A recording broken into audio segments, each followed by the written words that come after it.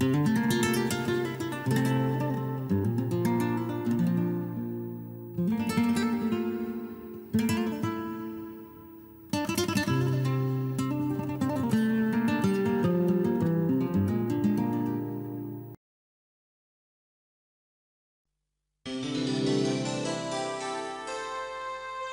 ៃពេញ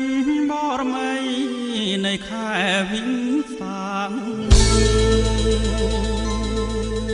ជាថ្ងៃសម្រាកនៃជាតិខែមរា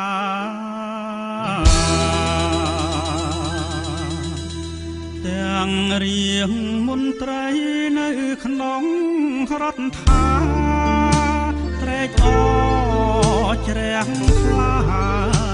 នឹងគុណព្រះពុទ្ធជាម្ចាស់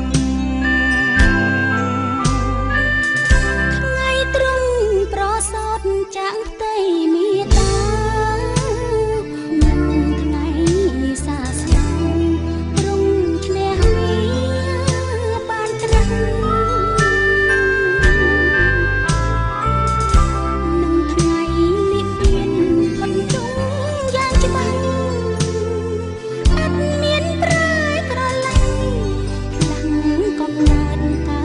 ស្លាប់ទៀតណា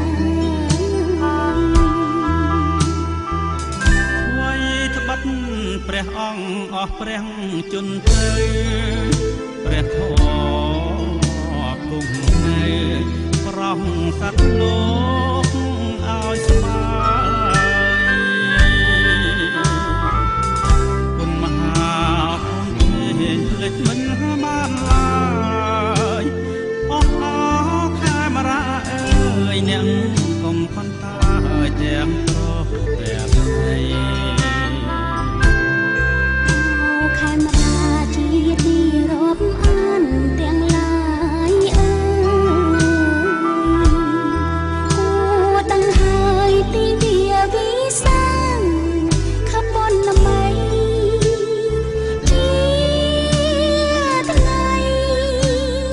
សុំសួស្ដី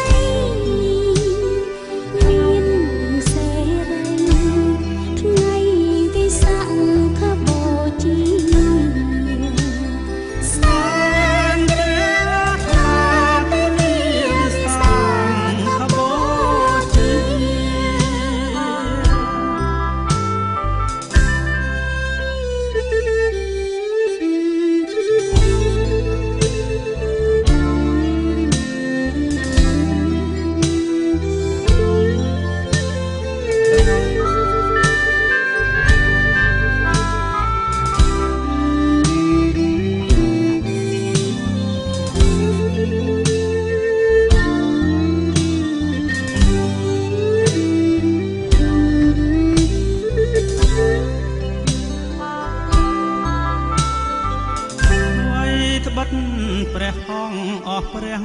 ជន្មទៅព្រះធម៌គង់នៅប្រោះសត្វលោកឲ្យស្បាយគុណមហាធំធេងភ្លេចមិន